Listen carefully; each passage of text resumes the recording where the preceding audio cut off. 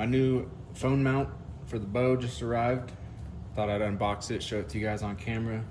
If you're thinking about getting it, I'll show you exactly what it looks like, how it comes packaged and everything. I always think it's helpful to just see the product in hand.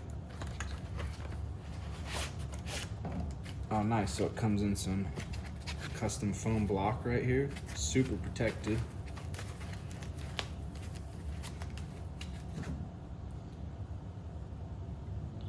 Here's a look at it. Little cushion right here on the back.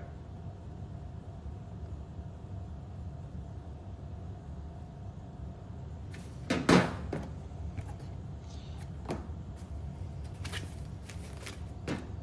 that's everything that it comes with. It's really a good, like, sturdy metal. It's not bending at all, and it has a really nice finish on it. No dings, no scratches, or anything like that.